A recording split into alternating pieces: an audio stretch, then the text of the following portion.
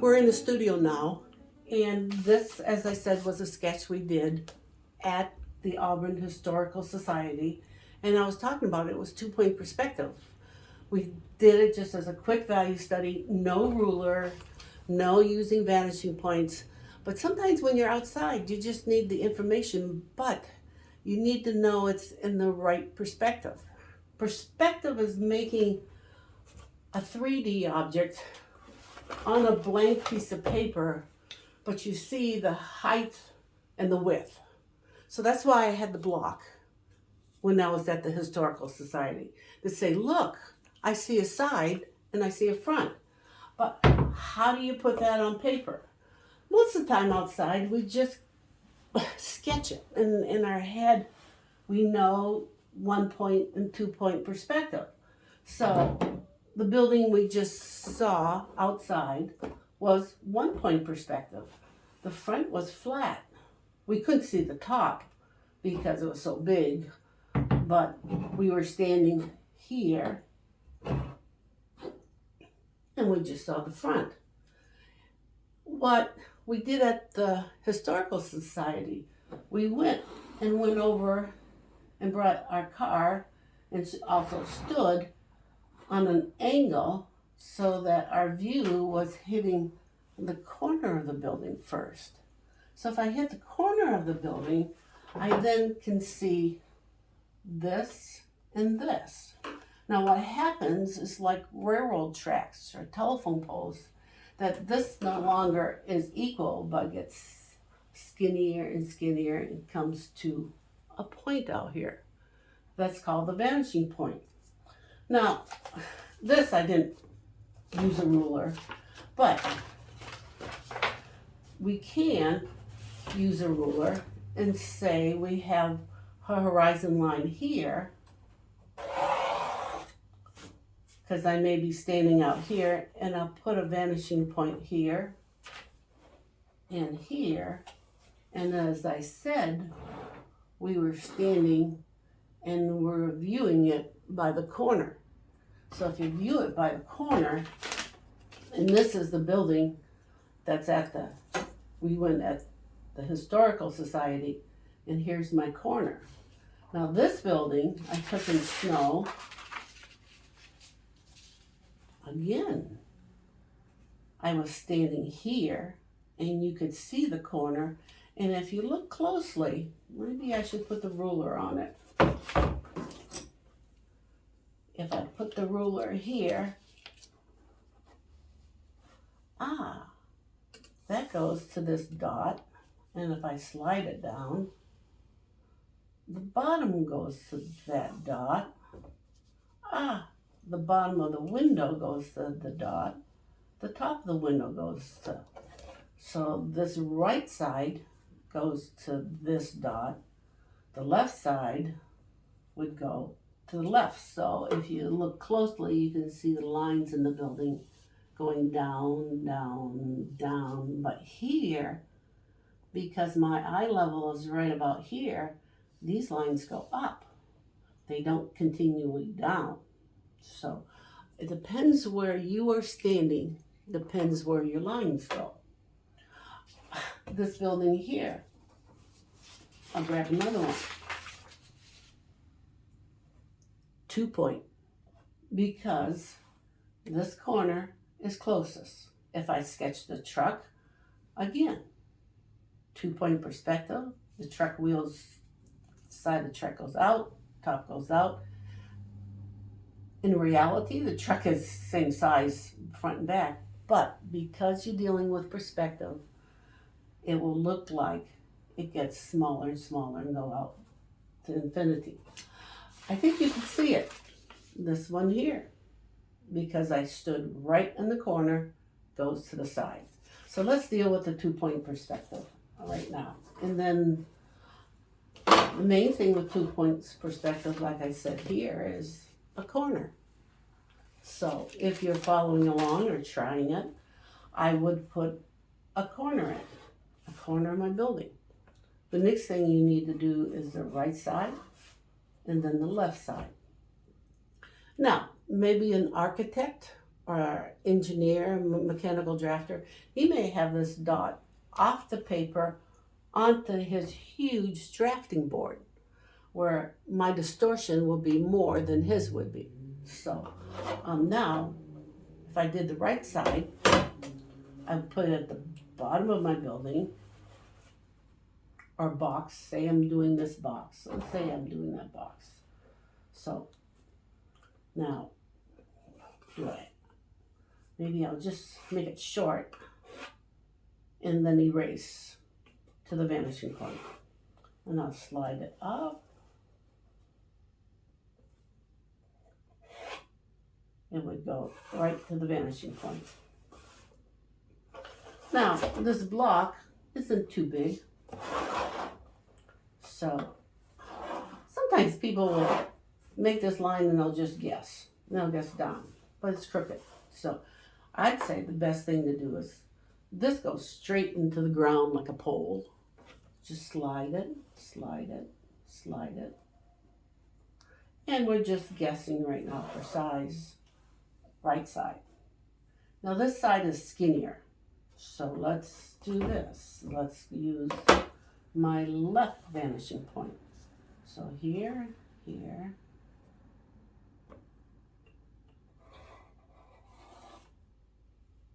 Then I'll go to the top.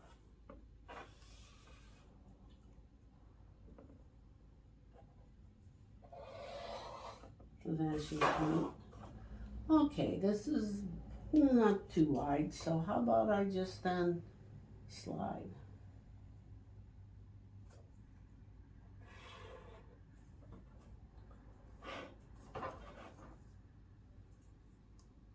Now, because we're dealing with the block, I am taller, higher than this, so I see the top. If this was above my eye, I'd see the bottom, but right now I see the top. So, put my ruler on the vanishing point, and what I need to do for here is crisscross. I can't just do this. I'd have a wedge. I need to crisscross. Left to right, right to left. So, let's crisscross. So, this line goes over.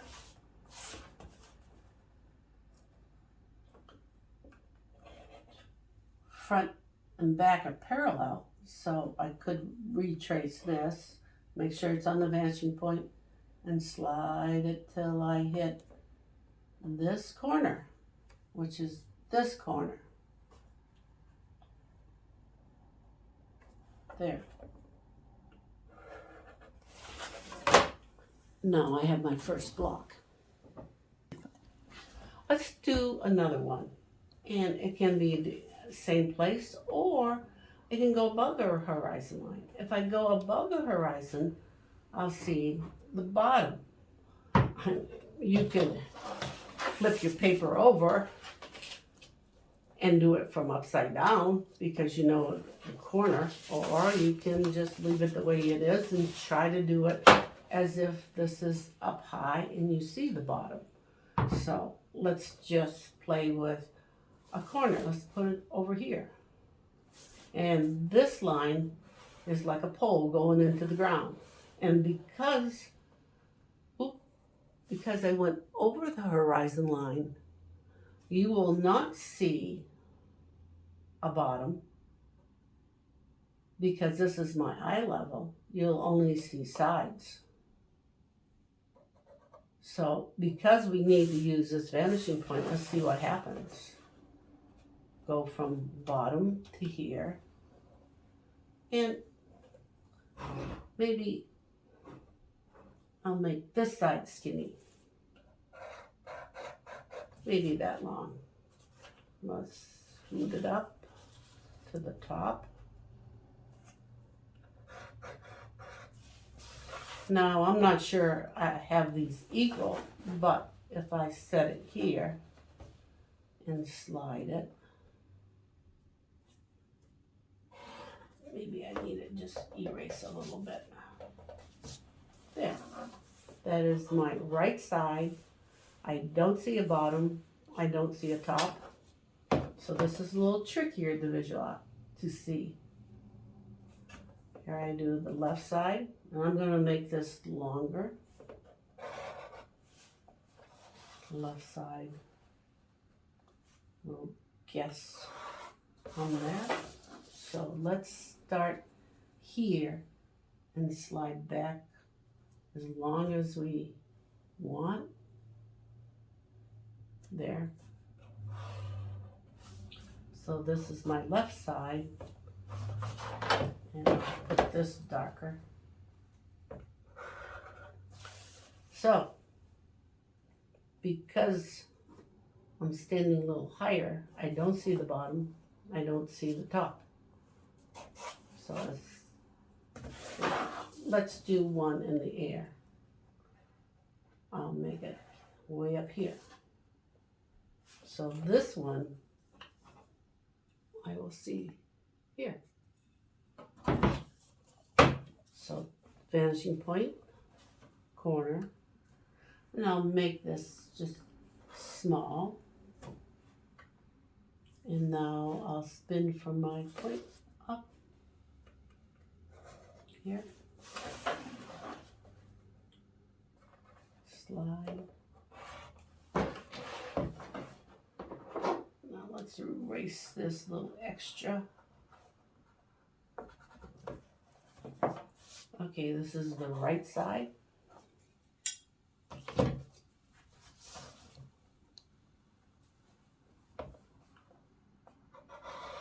Now 1, 2 corners go to this vanishing point.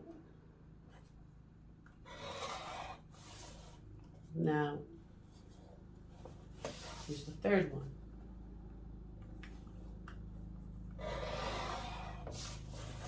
Okay, this is so skinny because I'm close to this horizon line.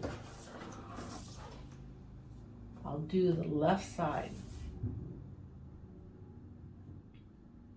And we'll consider it a little long there. But that bottom is very skinny. The thing is, again, remember we crisscrossed here? We have to crisscross here. So I have one line going over to here. I have, so 1, 2, 3 to the left. I have 1, 2, and I need the third one to the right. So I put it on my vanishing point.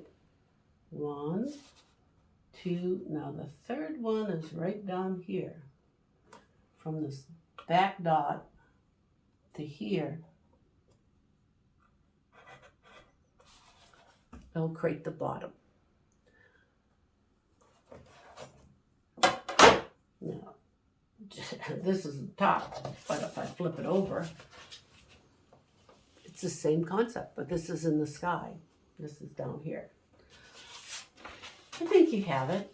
I think you can consider it, but the main thing with 2-point perspective, you start with the very corner, and then you make your 2 sides, your right side and your left side, and then because this is below it, I'll see the top.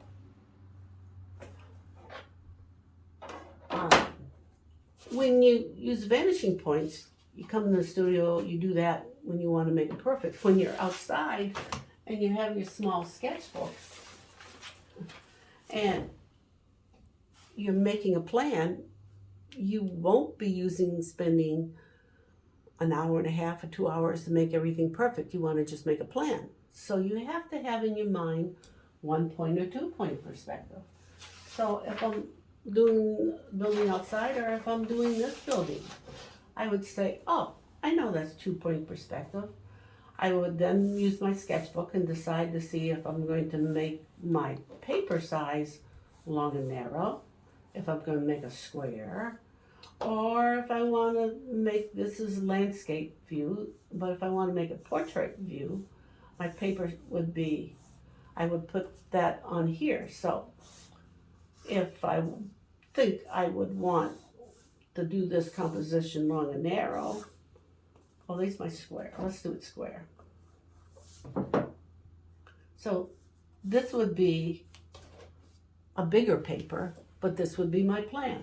So if I'm going to put this house in here, I would have to know perspective. So where would I put the building? Again, you'd have to think about design and placement and you'd have to think about perspective.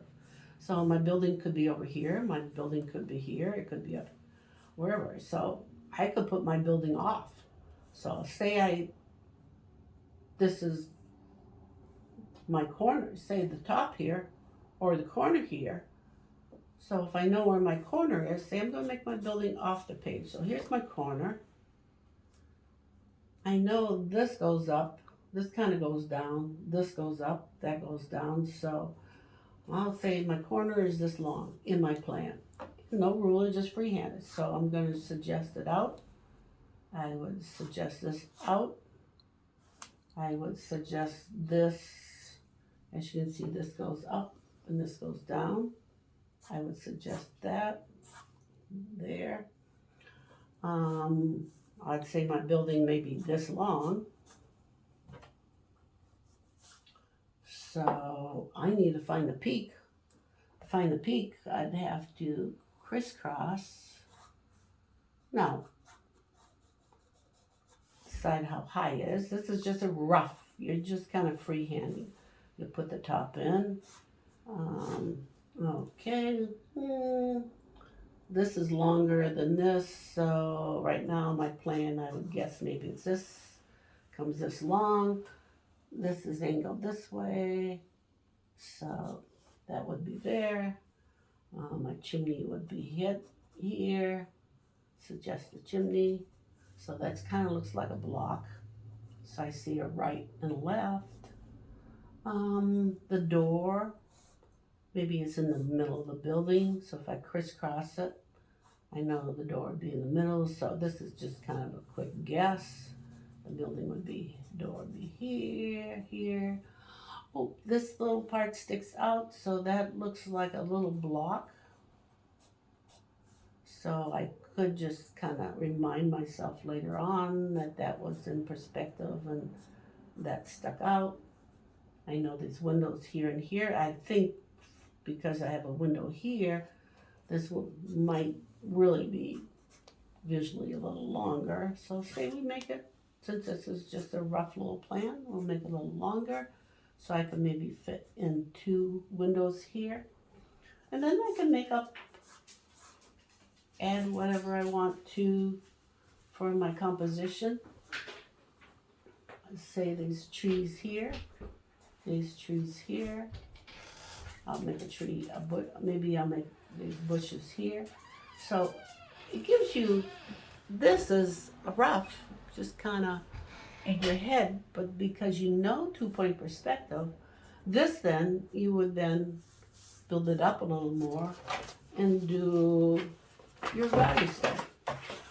Now your value study doesn't have to be in a rough watercolor. It could be with pencil shading. It could be with marker shading.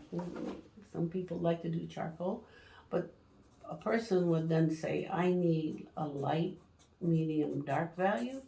So they would say, okay, this would be dark for my bushes back here.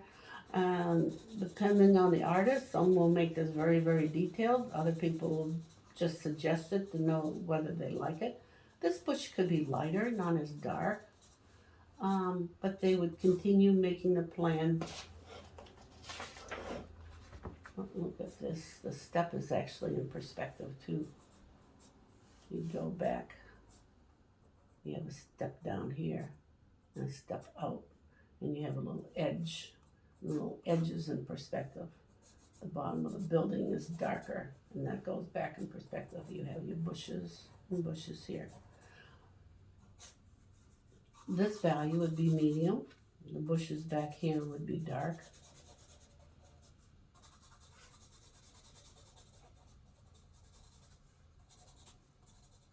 This bush would be dark.